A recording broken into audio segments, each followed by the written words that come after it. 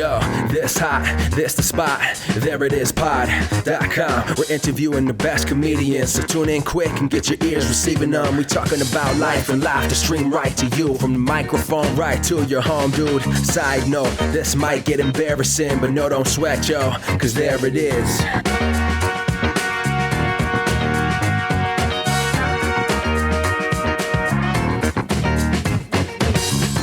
Welcome to the There It Is podcast, a comedy podcast to help you find your inspiration. I'm your host, Jason Farr. Let's do this.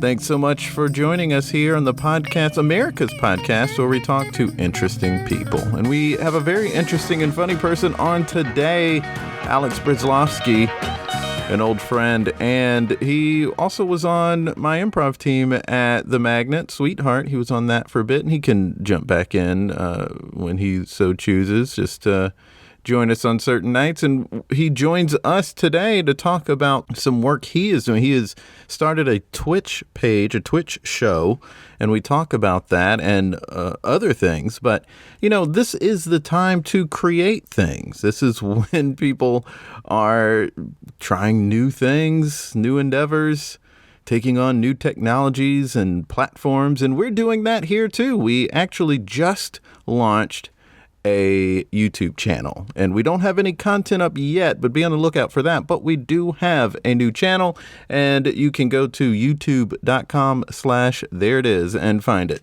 Well, we need to get to our conversation. It was so fun, really great chat with Alex. We talk about all of the fun things. Let's just get right to it. Here's my chat with Alex Braslavsky.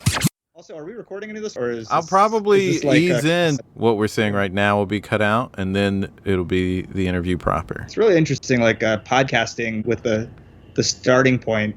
Yeah, it's very common, like non-consensual, like, oh yeah, we've been recording for the last 5 minutes. Yeah, with people that I don't know, I give them a rundown. With people that I do know, sometimes we just get to talking, and then we just naturally get into the interview. Yeah. Those are fun ones. But let's have some fun. Let's have some fun.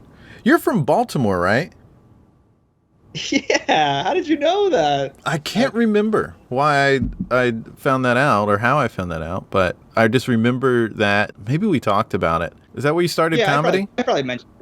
I grew up there and was doing comedy stuff. Did I had a show. I had it started out as just like a strictly stand-up comedy show at the Auto Bar in Baltimore, Maryland. The show was called Chuckle Storm. Mm-hmm. It started out as like an anti-comedy show. Like we thought me and my stand-up partner Dan Friedman, we were like, hey, all these shows that we go to are terrible. Let's make our own and we'll mock all the shows in the area, because that's how we are. We like to poke fun. And so we were like, what's the dumbest name we could come up with? And the first thing that came up was Chuckle Storm. What's the hackiest name possible? Uh-huh. But then once we started doing it, we started to take ownership of it, and we started to love it. And when people would make fun of the name, we'd be like, "Hey, shut up! It's a great name." And it just became a real show. So we did a show. We were doing a show for a while, and then we converted it to a talk show. Mm-hmm. We did that for about 5 years or so. Oh, wow. And then Dan moved to North Carolina, and then a buddy of mine. We started doing a daytime, a morning show type thing. We found a coffee shop that we really liked, and we set up a monthly daytime talk show. Oh, that's cool. Yeah, it was great. So I didn't know about that. While you were in Baltimore, how much time of that was spent doing comedy? Let's see. We started in college, and we would do the monthly show, and there was a lot of planning for that. We would try to do a bunch of bits. We would write a bunch of stuff, and so we would have eight comedians on, and then for some reason we were like, oh well, we have to do a bit in between each comedian. We got to really fill up the Dan and Alex time, which was a mistake, I think. And then years down the road, I was like, oh, we could have just done like 2 or 3 bits and people would have been satisfied. So we would do that, and then we would do other people's shows. I don't know how much time I really spent doing that. I'd say like I would do it like a couple times a week maybe. And then I got to improv and was starting doing stuff at Baltimore Improv Group, and that was a big time commitment. A lot of time spent doing improv comedy. Sounds like you don't appreciate that anymore. I think for a while I stopped appreciating it. I think even while doing it, I don't think I fully cherished it. Was that because we were on a team together? Was it my fault? Is that what you're saying? I got a little tired of watching you take notes on everything in your handy dandy notebook that I was like, I'm out of here.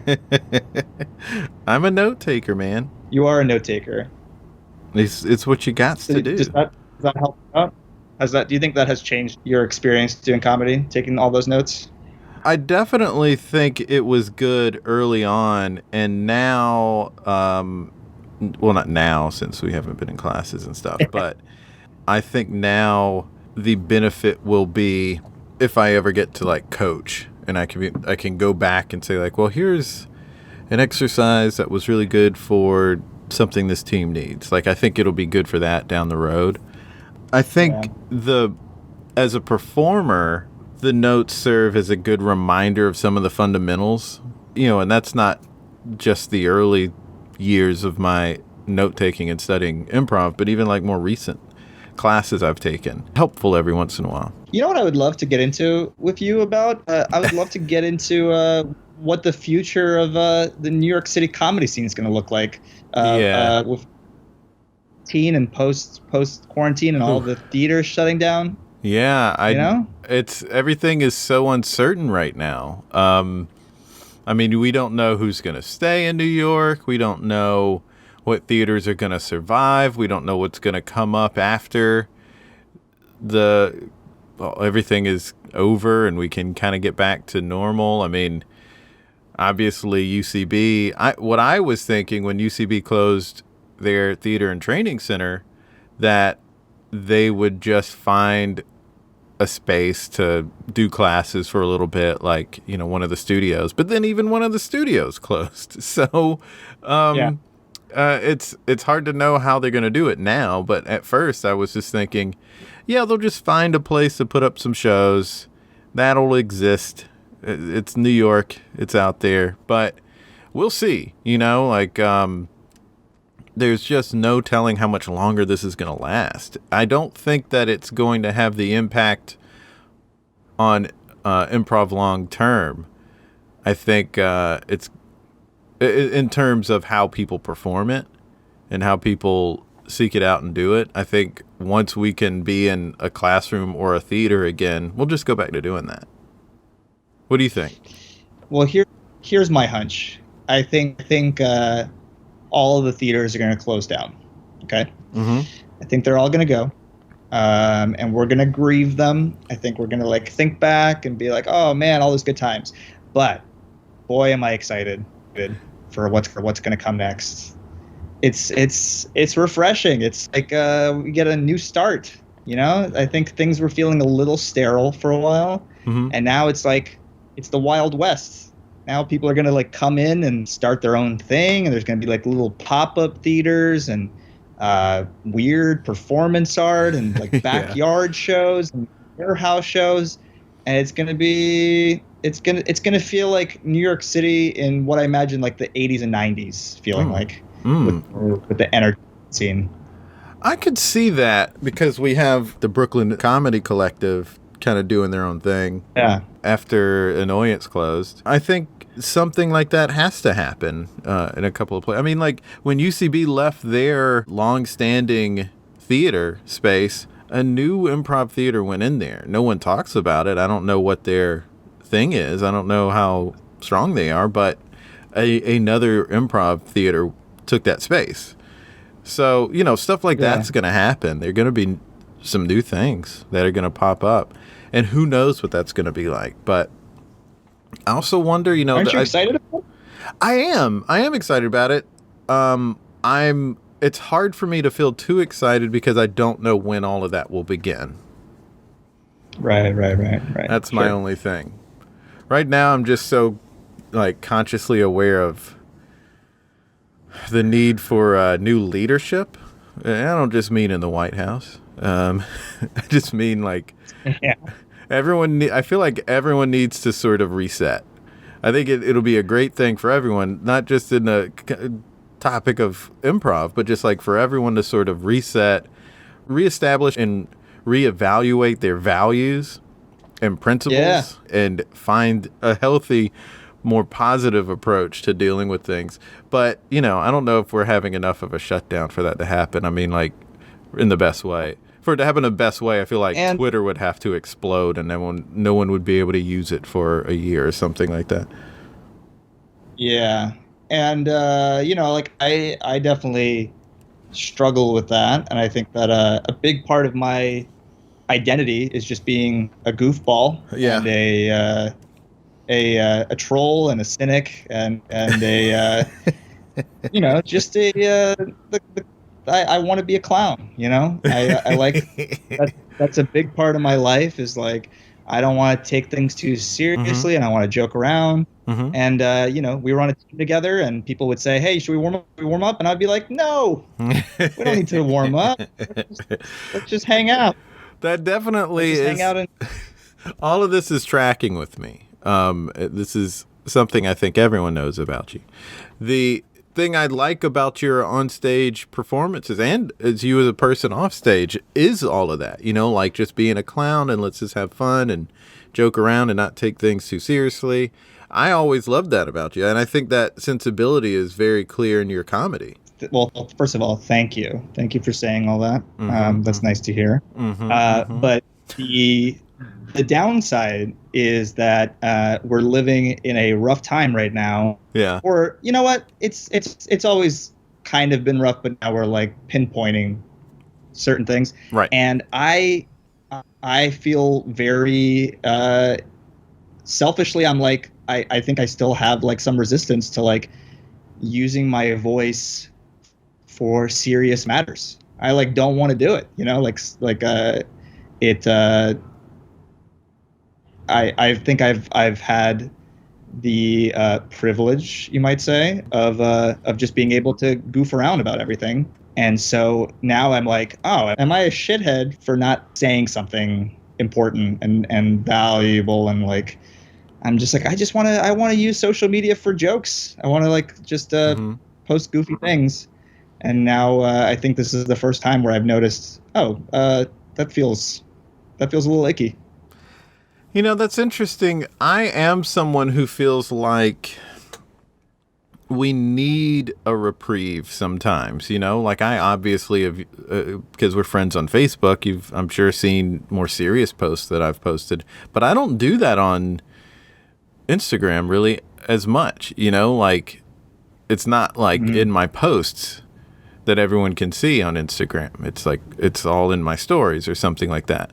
But I'm not really big into, I'm very in the middle with this discussion because in comedy, you have people who will say, use your platform, speak truth to power. And then you have people who are like, you don't have to do that to do comedy. You can just goof around and have fun and be a break from people's tough days. And I think the world needs both. Yeah. Well, when I say both, I mean, we've had the people like the Jon Stewarts who are using their platform, quote unquote, to quote unquote speak truth to power, but that wasn't on his mind, I don't think, when he was doing the Daily Show. He had personal principles, he had his own principles and value system, and that drove what he would talk about. And I think he tried to use that in a responsible way. But he also wasn't trying to be as political as people think. And I don't know how many comics who are saying, I've got to speak truth to power and use my platform. I don't know how many of those comics I actually pay attention to or even enjoy when I see them. I like the people who, whether or not they're focusing on that. Those are some of the people I like. I love Fallon and Conan, and I also love Colbert and Trevor Noah. You know, and I don't know that. I feel like they're on opposite sides of that to a certain degree, where it's like Conan is actively saying, I just want to be goofy. And then you have on the other side, Jon Stewart, who's like not necessarily trying to have a political voice, but is talking about serious things and making points that are poignant and serious. I think we need both of those, but I don't need the people who are performative about it. Exactly. Yeah, for sure. I think it's the first time that I've seen that message where I think a lot of people are feeling like I've been doing, when quarantine started, I started doing a weekly show on Twitch called Try to Relax, which has been really fun and brought me back to the days of in Baltimore of organizing my own show and curating and reaching out to comedians that I really like to be a part of it. And I was like, oh, this is so fun. This is great. And then once all the George Floyd stuff happened, and there was that was just in the atmosphere, and we were protesting, and everything became, let's focus on that. I think it just felt inappropriate to work on a show, to post about it. So I took time off, and I was like, hey, I want to take at least a week or two off to have this be the main focus, and to I don't want to upset anybody by trying to do comedy when clearly people are hurting. Right. And then that 1 or 2 weeks became I think it's now close to 2 months now. Oh, is that right? Month and a half, 2 months? Yeah, almost. Mm-hmm. I'm bringing it back tonight, and we'll see how it feels. Yeah, that makes sense. It reminds me a lot of the time period around 9/11 when, especially the shows in New York like Letterman and the SNL and Daily Show, they took a break because it just didn't feel right in that moment. And I don't think it makes you a shithead to eventually go back to that, because people like your approach to comedy is valid and just as deserving as being out there. I think the problem is when people use what is out there as a distraction from serious stuff. People are just back to their bullshit on Twitter. They're not trending Breonna Taylor anymore. They're not trending these injustices anymore. They're just back to talking about trivial bullshit. And that's where it's like, hey, you know what? Sometimes we need that trivial stuff just in our day to have a break, to try to relax. But we can't. But when we start doing it in such a way that is just completely ignoring the things that we talked about for a month and a half, that's when it's okay, you're just back on your bullshit and you don't really care. So, you doing what you're doing tonight is a good thing. If people just go, if people want to watch Keeping Up with the Kardashians, fine. People can like that, people cannot like that. But when we get to a place where it's just okay, let's just talk all the time now about The Bachelorette or something and just forget about all this stuff that needs to be addressed, that's when it gets to be bullshit to me. Makes sense. Well said. Thank you. So what you're doing with this show on Twitch is, like you said, something like you were doing in your early days in comedy in Baltimore. What sort of performer would you consider yourself? Because you've done stand-up, you're doing the show like what you're doing now, and other shows like it, variety shows, and improv. So do you consider yourself just, basic run-of-the-mill comedian? Not run-of-the-mill. But do you consider yourself a comedian? I consider myself super run-of-the-mill. That's how I think of myself. But it's straight comedian or performer, or do you consider yourself I'm a stand-up who is doing these other things, or what? Boy, tough question. I don't know. I think if I had an answer to that question, I would feel a lot more secure in my quest to make it a living. Mm-hmm. I have no idea. I don't know. Nothing really speaks to me entirely. I think I have a huge love-hate relationship with stand-up. I don't Mm-hmm. I don't see myself as a stand-up comedian. I Mm-hmm. don't identify as an improviser really. Mm-hmm. I'm not even sure if I'm a performer. I like hosting. I enjoy hosting. I enjoy being myself. Like I like envy people who who just have a who have like a podcast, who have a following, who just do these live. They do tours and do live shows, and they just they just chit chat with their friends, and people come and love it. What a Yeah. great gig that is. Yeah. Honestly. If I had my say and I could choose exactly what it is I want to do, I would love to host just like a weird game show. I think to be like a creator and a host of a game show that has a lot of twists and turns and just overall zany game show. That would be a dream job. Where does that sensibility come from? Not necessarily the game show thing. I think you could do really well with that too. But where do you think your sensibility of like going for the zany? Nah, zany's not the right word because it can also have a negative connotation. But I just mean going for this wild sort of unique approach that you have and sensibility that you I mean, bring. probably just all the emotional abuse in growing up. Um, Jason, how could you laugh at that? Oh my gosh. Canceled. This guy's canceled. Um, where does it come from to this need to be like off kilter? I don't know, man. I think I'm just like bored. I think I'm bored in life. I think I've been bored for a long time, and I think I do. I I think a little dose of chaos sparks some joy. I think it's just exciting to the idea of like living in a weirder world. Yeah. I feel like you kind of have a sensibility like this sort of like when people sort of talk about the danger of a certain comic, like, oh, this guy's dangerous or they're the bad boy. Like there's just something behind Bill Murray's energy that is sort of like, oh, I don't know what this guy might do. Like there's a danger to it, that sort of thing. That's what I feel like you have. I love surprises. I love like I love tone. I'm a big fan of like a weird tone. Like Yeah. I think I would take that over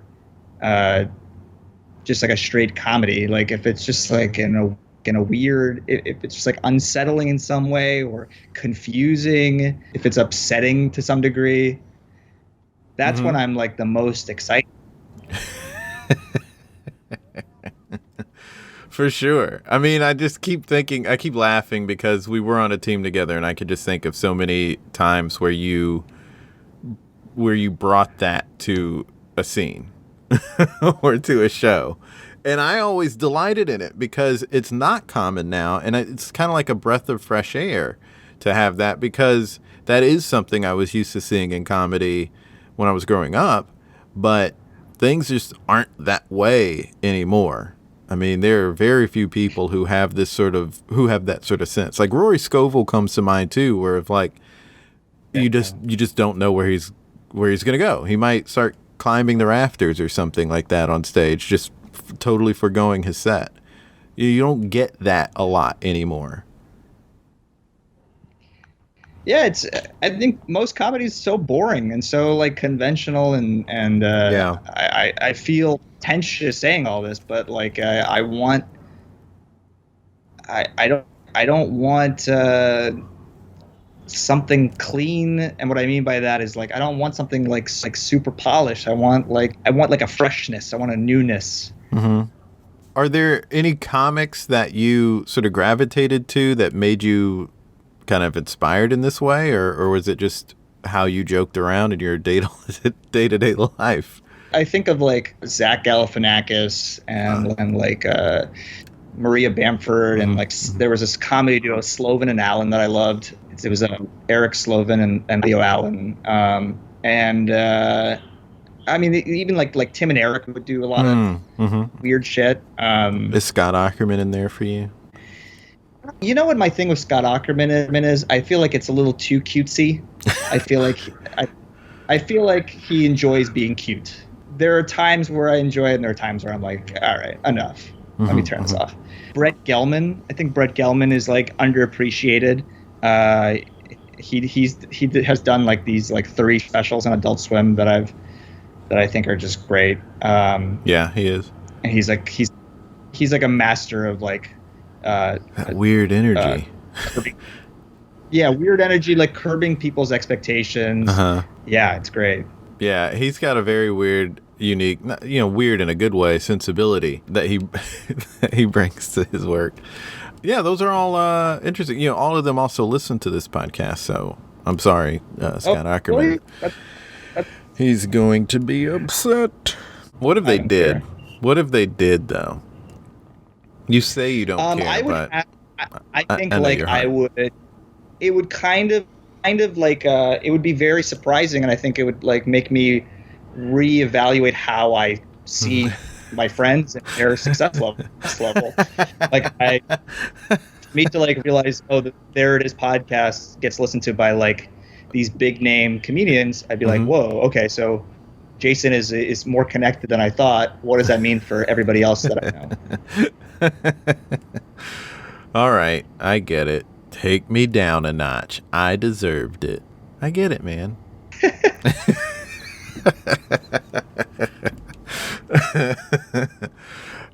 So were people like in your house before? Would they record in your apartment before quarantine happened?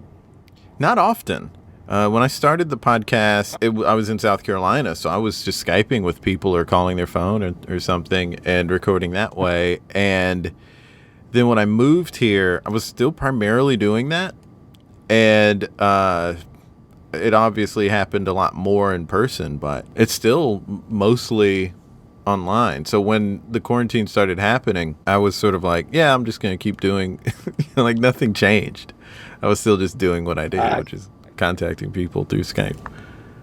I think I would enjoy this more face to face. I would enjoy seeing your face, just being in your comfy basement apartment. No, those I do really like those. And yours would, seeing up a little bit in there. Because a lot of your friends who have been on have been here in the apartment. Yeah, they sure have.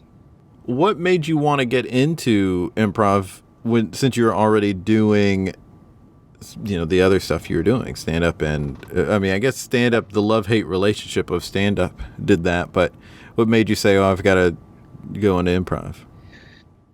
Yeah, so basically I was doing my show in Baltimore, and a little comedy theater called Second City came to Baltimore. Their touring company made a show about the city. I think they were just, that's a thing they do, is they go to St. Louis and DC and Baltimore and wherever, and they write a sketch show about the city. And so they did a show, and I think like every once in a while, they at the end they bring up local doers and performers and comedians, and they do like 10 or 15 minutes of improv with them. And I was like connected to the theater in some way, and they invited me to do some improv with them. Oh wow! And I did like some improv like casually in college. Never like did it in front of an audience. And this was my first time doing improv in front of a crowd, and it was like a crowd of like 500 people. Wow. I was terrified. Pressure. And we did it, and it went great because those guys are just masters of like making somebody look amazing. But I didn't love the feeling of like not knowing what I was doing. I was like, shit. Next time I do improv, I want to like, if this ever comes up again, I want to like feel confident and in control. And so I signed up for classes shortly thereafter. and stuck with it even after moving to New York. Yeah. I dug it. I mean, at the time I was all about it. I was like, oh, this is great. I don't have to plan anything. Like, we did so much writing and planning for the other side. Yeah. Okay. This, you just show up, you just say shit and people laugh and it's great. You don't even have to warm up. Yeah, you don't have to warm up. I can't even remember, but I probably loved warming up. I probably loved doing all those dumb games back then. I probably found it so charming. I loved every part of it. I was like, this is great. And felt like I was pretty good at it, felt like just being like a natural comedy person, and having some acting experience. I was like, all right, yeah, we can do this. And so I took a bunch of classes, auditioned, got on a house team, got on like a veteran team in Baltimore, and had a great time. Met like some of my closest friends, and then after a while was like, all right, well, I got like pretty restless with Baltimore and wanted to explore a bigger city. So then I moved to New York. Before we start talking about your New York experience, I want to ask a question about Baltimore. Why don't you pronounce two, or you, like in The Wire? Okay, great question. Why don't I do that? Right. I think it's a very specific accent. A lot of people don't know about the Baltimore accent. It's one of the dumbest, in my opinion. But it's like a very specific population. I think it's like local Baltimore people. I was just like I lived like in Baltimore County. I was very much a tourist there. But if you've been in Baltimore and you've been there for generations, you're gonna talk like that. Okay, that explains it. So you moved to New York. What made you want to do that? I was bored, man. I think I just like didn't know. I wanted to. Were you saying I want to have a career in entertainment, or was it really just like change of scenery? Okay. Yeah, I mean, I think I did want to change the scenery. I was spent like most of my life in Baltimore, and you start to see the same people over and over again. You start to do the same things, and you start to like think like, all right, well, I'm in my 20s, I'm nearing 30. I want to explore something before it's like too late, So I was torn between Chicago and New York. I could see you liking Chicago. Yeah, I do like Chicago. I think Chicago's cool. And I have a few friends there that I would like to visit pretty soon. But I took an intensive at Magnet. I was like familiar with like Rick and Ilana, and they would like visit a lot to Baltimore, and they would do like Magnet Tour Co. And I just dug it. I dug like the workshops I took, and I was like, all right, I'm going to do an intensive just to see what it's like to do improv outside of Baltimore. Oh, wow. And dug that and immediately signed up for a second week. So I did back-to-back weeks, and then took third level and was like, all right, I'm going to move here. Wow. That's actually kind of part of the reason I moved here was like, I want to train at the Magnet. I didn't realize that we had that in common. Yeah, we got more in common than you think, man. That's true. We've dated all the same people. You didn't realize that. I didn't realize that Justina told you anything, but here we are. That's true. Okay, so it's not true. So I'm trying to think how to break down your show now. Try to relax. And I don't know the best way to describe it. So why don't you do that? Well, is that because you haven't seen it? Let's just be honest. Let's be honest. I've seen it. Oh, but not nice. When you hosted. Oh, okay. No. I see. But for real, like, that's fair. I mean, I know it's an internet show. It's on Twitch. Everyone, can gauge that much. But, and obviously your sensibilities are all over that because it's it's, your baby. It's obviously going to come from you. So it has that sort of off kilter feeling and vibe to it. Uh-huh. But I mean, I guess it is a variety show, but I mean, that just to me doesn't explain it well enough. Yeah. So I when I reach out to comedians and video makers to do something for it, I struggle with like how to encapsulate it and how to like just basically give them the spiel of what I'm looking for, of what it is. I usually just send them a link to it, but basically it's just kind of like a weird short film festival. Each episode is just like a series of people making these like dumb, silly, goofy, minute-long videos of pretty much anything they want. I have, for some reason, I've chosen to make myself look very old, and I have gray hair and a gray mustache. And I made a choice, and now I'm like have to stick to it, even though it's like annoying to put that stuff on every week. And there's like ominous music playing in the background. I think originally the idea is, what if like you combine Alex Jones and Larry King, and have that guy host like a weird variety show. So I don't really know how to. I can't. That's a good description. Choices. I could never have come up with those descriptors, but that is a good way to describe it. And then it's just like, okay, watch it. Yeah, all of the things you said, not just the Alex Jones, Alan King, not Larry King, not Alan King, not the comedian Alan King. But yeah, I mean, I think that is a good way to describe it. Yeah, I wanted to have a slightly creepy, jarring feeling. I want, and we're like basically starting season 2 tonight, and I'm wondering how I can fuck with it even more. And do I change the tone? Do I have like do we reveal that we're in the apartment, and do we like walk around the apartment? Do we like see me in the bathroom? Do I just chuck a bunch of like Monster Energy drinks this season? Like, what can we do to like really like deconstruct it even more and break it apart? I'm using it as a vehicle for my madness.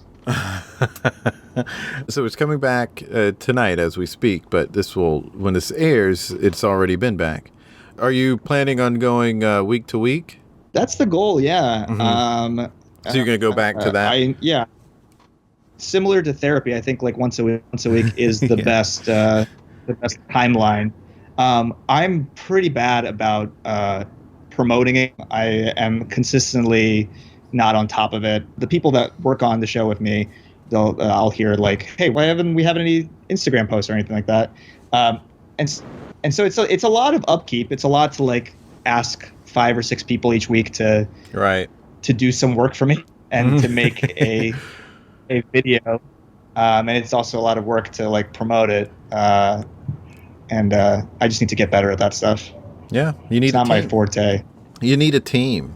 No, but it also you gotta have the money to have a team.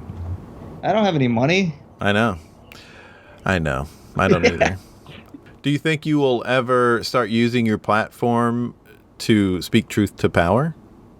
I was worried going into this podcast that's what I have to like say. I would have to be like, yes, Jason, I will do everything in my power to taking the man down. Good. And the end. My show for coming here. No.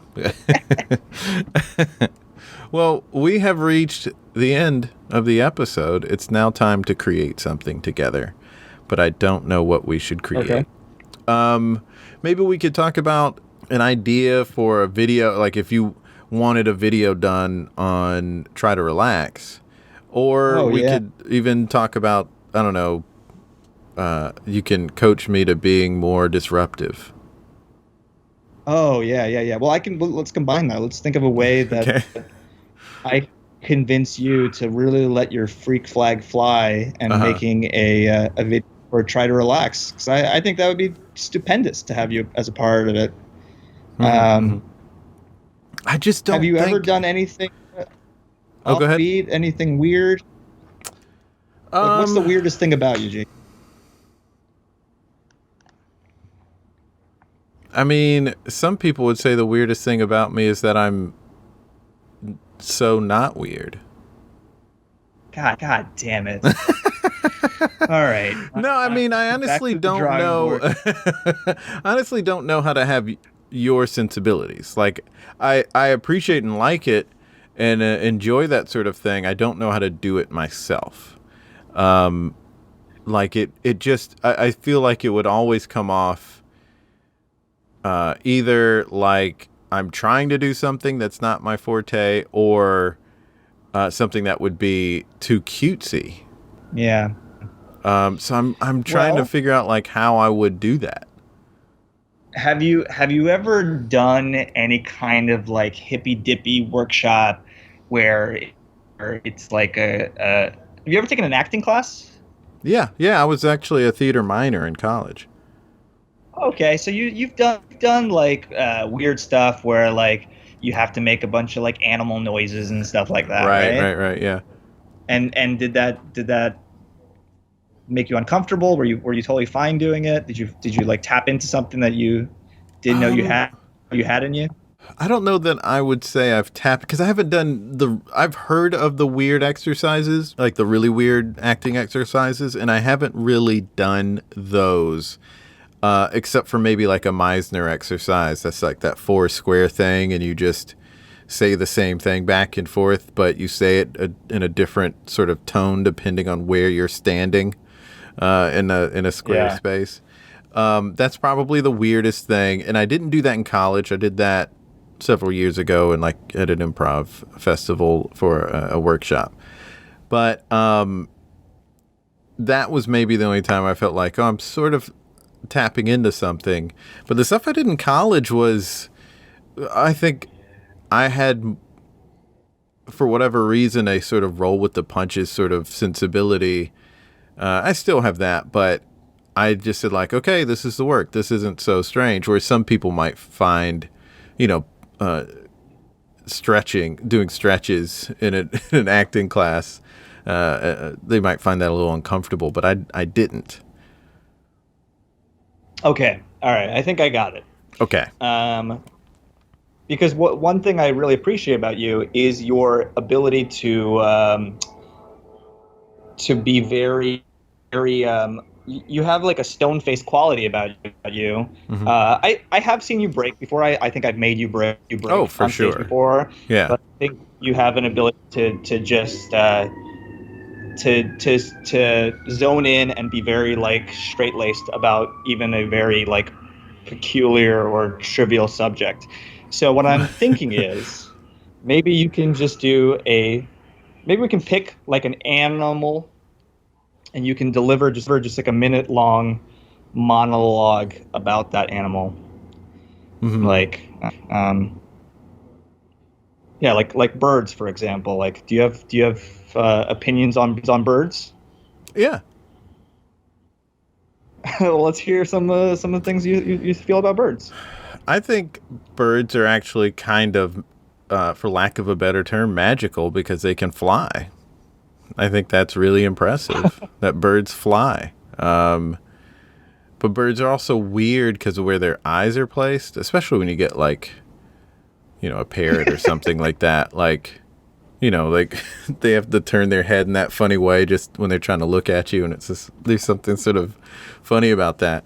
I would never want to own a bird because they smell funny.